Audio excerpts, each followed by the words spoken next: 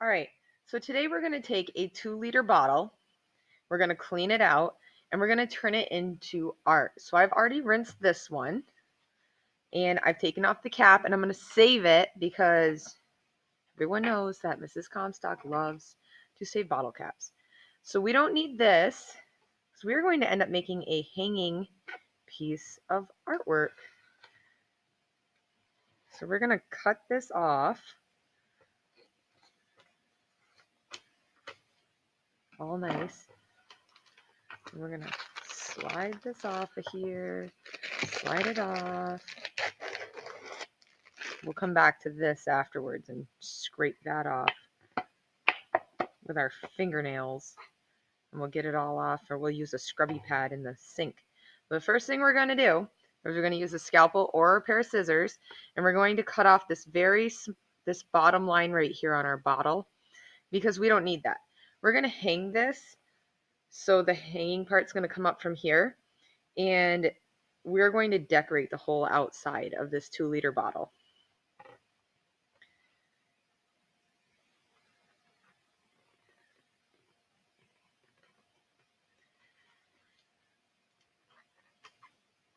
I'm going kind of slow only because I don't want to make a bunch of jagged little lines on here. And I'm also trying to stay on this line the best I can. That way the bottom of my bottle is even.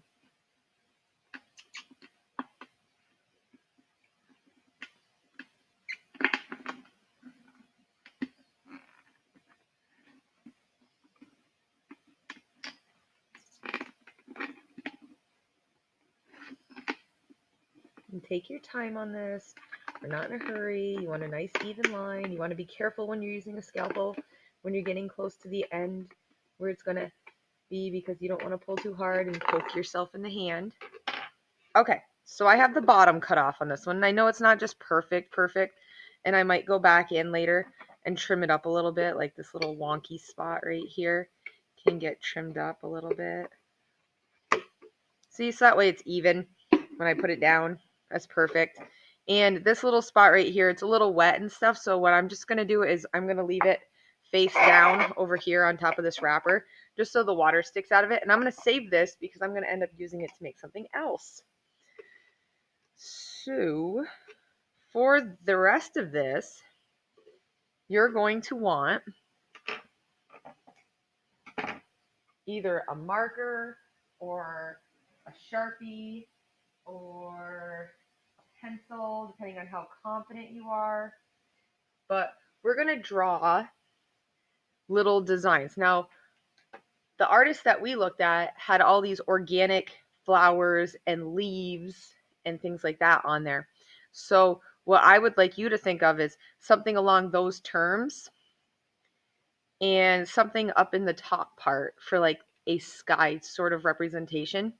I'm going to end up doing tulips because I really like the way they looked when we saw them. I also really like tulips.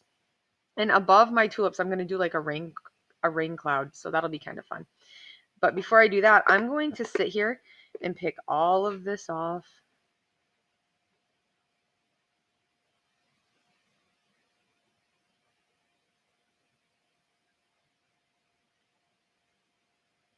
All right, so I scraped all this stuff off and I started drawing some of my flowers on here. I'm going to continue on. I'm going to put my first layer in, and then I'm going to go back in and add some depth and put some more in. But I'm kind of wiping off any excess water as I go too. So I have this. So we have a little bit of depth going on. We have this tulip that's in front of this tulip. It's also taller. They're not the same size. I find it's a lot easier if you start by adding your little tulip petals at the bottom where you want your big end, because remember, your tulips usually tend to only have like a few really long greens on them. And of course, drawing on a round object kind of is a challenge for a lot of us. And I'm going to bring the stem of this one right up in this area. that one got a little wonky, but that's okay. And I am going to create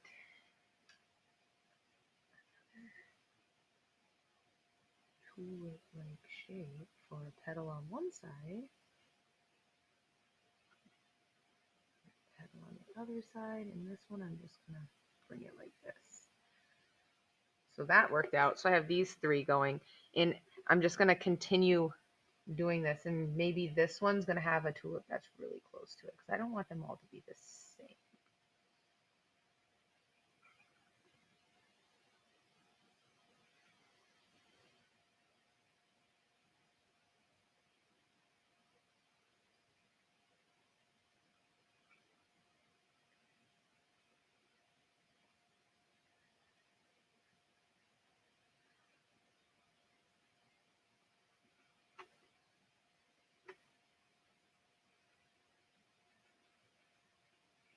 I want this one to be kind of confined a little bit just to make it a little different. So we have some different petals. Now remember I said I'm going to do some sort of cloud of some sort up here. And I am going to add some more depth and stuff into these over here. I'm going to add more, okay, good. I don't want to rest my hand on something that's going to smudge. Maybe I'm going to have some more petals coming in and out throughout the background. I don't want this all to just be plain. I want to create the illusion that there's overlapping and depth. To be able to do all of that in art is a big deal. So we'll bring this one behind it, and I'm going to have like another stem of another tulip coming up right in here, and I'm going to make this tulip come right over like this. So it's behind this other tulip, which is kind of cool. That's how they come up in my garden anyways. They're all over the place.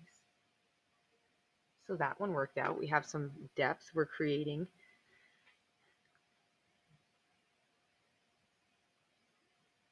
Now I'm even going to add like another little petal over here.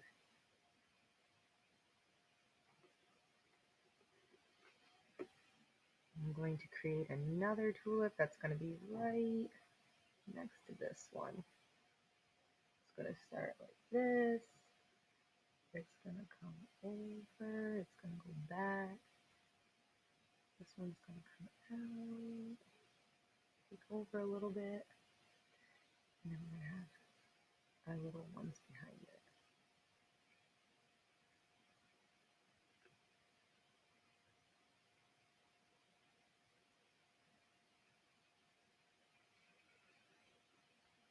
So we're going to continue this idea all the way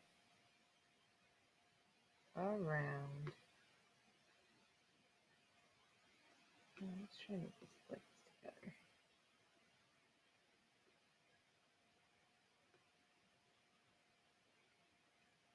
So all the way around here.